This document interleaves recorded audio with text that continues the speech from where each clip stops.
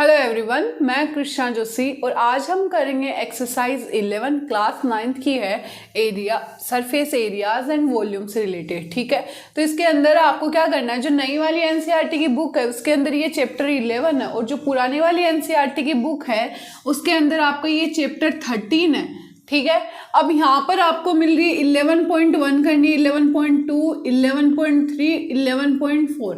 ठीक है, अब किसी बच्चे के पास अगर पुरानी वाली एनसीईआरटी की बुक है तो उसके अंदर आपको कौन कौन सी एक्सरसाइज करनी है, 13.3 करनी है, 13.4 करनी है और 13.7 और 13.8, ये चारों एक्सरसाइज आपको करनी है। ठीक है, मतलब 11.1 आपके लिए 13.3 है, 11.2 13.4 और 11.3 13.7 और 11.4 13.8 करनी है।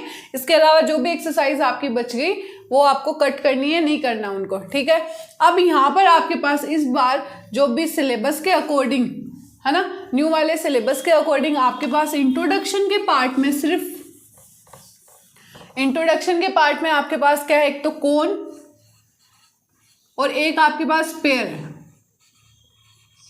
इनके फॉर्मूले ही आपको याद करने, इसके अलावा किसी के भी फॉर्मूले आपको याद नहीं करने। तो फर्स्ट हम चलेंगे कोन पे। तो कोन क्या होता है आपका, जैसे बर्थडे पे अपन केप लगाते हैं ना, ठीक है, वो क्या होगी, कोन की शेप में होगी। ओके, तो ये क्या हो जाएगी, आपकी हाइट हो जाएगी।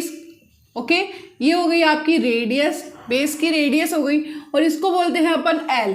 तो यहाँ पर कोन के लिए हम लिखेंगे एल। स्लेंट हाइट क्या होगी आपकी, फर्स्ट फॉर्मूला जो होगा उसका, स्लेंट हाइट क्या होगी आपकी, स्लेंट हाइट को बोलते हैं अपन एल। एल का फॉर्मूला होता है आपका R square plus H square. आप बोलोगे कैसे आया, तो देखो यहाँ पर ये क्या बन रहा है, 90 डिग्री का एंगल बना रहा है। ठीक है, हम अगर पाइथागोरस, ये एल है तो ये भी एल होगी, पाइथागोरस थ्योरम का यूज करें यहाँ पे, तो पाइथागोरस थ्योरम का यूज करते हैं तो हमारा ये क्या हो गया, हाइपोटेनियस हो गई। हाइपोटेनियस जो बाकी जो बच गई साइड उनके एड के स्क्वायर के बराबर होती है। ठीक है, तो हम यहाँ पे लिख सकते हैं L square is equal to R square plus H square. अगर मैं दोनों ओर स्क्वायर रूट कर दूं तो यहाँ से दोनों ओर मैंने क्या कर दिया, स्क्वायर रूट, इस 2 से कैंसिल हो गया, तो एल इज इक्वल टू क्या है आपके पास, r square plus H square. आ गई एक चीज। अब आपके पास सेकंड आता है CSA, curve surface area, curve surface area of cone. ये क्या होगा, देखो एक होता है आपका पास कर्व सरफेस एरिया यानी CSA, ठीक है, एक होगा आपके पास लेटरल सरफेस एरिया यानी LSA जिसे हम बोलते हैं। ठीक है, ये दोनों एक ही होते हैं, एक ही in the sense curve surface area जहाँ पे कोन, सिलेंडर ये सब हमें दिखाई दे, यानी जहाँ पे बेस हमारा क्या हो, कर्व हो। ठीक है, तो हमारे पास जो बेस एरिया कर्व वाला है, यानी ये वाला कर्व सरफेस एरिया में ओनली ये बाहर का पार्ट ये इंक्लूड होगा। ठीक है, जो बेस या बॉटम वाले पार्ट है वो इंक्लूड नहीं होते हैं। मतलब क्या हुआ कि ये कर्व है ये वाला, तो ये इंक्लूड नहीं होगा। ऐसे लेटरल सरफेस एरिया आपके क्यूब और क्यूबॉइड में यूज आते हैं। तो क्यूब के लिए अगर हम लेटरल सरफेस एरिया निकालें तो जो चारों दीवारें हैं, ठीक है, उन्हीं जो चारों फेस है उन्हीं का निकालते हैं, पर टॉप और बॉटम को इंक्लूड नहीं करेंगे उसके अंदर। ठीक है, ये चीज हो गई लेटरल और लेटरल सरफेस एरिया और कर्व सरफेस एरिया में एक डिफरेंस होता है। तो यहाँ पर ओनली हमारे पास CSA ही आएगा। तो इसका CSA क्या होता है, पाई आर एल। क्या होगा, पाई आर एल। आर हो गई आपकी रेडियस, एल हो गई आपकी स्लेंट हाइट। ठीक है, इसके बाद आएगा आपका इसका total surface area, total surface area. Total surface area में देखो कर्व सरफेस एरिया तो आएगा ही, ठीक है, प्लस बेस का एरिया भी आएगा। तो बेस का एरिया क्या होता है, पाई आर स्क्वायर होगा कि नहीं होगा, ये क्या सर्किल है तो सर्किल का एरिया क्या होता है, पाई आर स्क्वायर। तो CSA क्या आपके पास पाई आर एल है, प्लस ये हो गया पाई आर स्क्वायर। तो इसके अंदर से अगर मैं पाई आर को कॉमन निकालूं तो एल प्लस आर आ जाएगा। एल यहाँ पे एल बच गया, यहाँ पे आर बच गया, तो पाई आर एल प्लस आर, ये क्या हो जाएगा आपका टोटल सरफेस एरिया हो जाएगा। तो आपको याद क्या करना, पाई आर एल प्लस आर।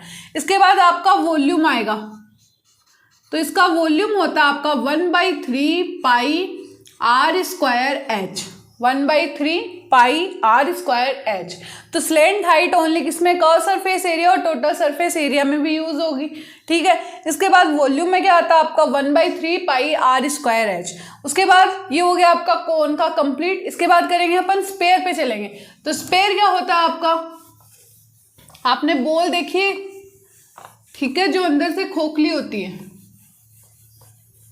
तो ये मानो ये आपका स्पेयर है, ठीक है। ये हो गई इसकी रेडियस आर, ठीक है। तो यहाँ पे हम करेंगे स्पेयर की बात। सेकंड आपका और लास्ट इस चैप्टर का इंट्रोडक्शन का पार्ट ये। तो स्पेयर के अंदर आपका टोटल सरफेस एरिया क्या होगा, टोटल सरफेस एरिया होता है आपका 4 पाई आर स्क्वायर, ठीक है। इसके अंदर सी एस से बोल दो या एल एस से बोल दो, वो नहीं होगा, इसका कोई भी सी एस से या एल एस से नहीं होता है।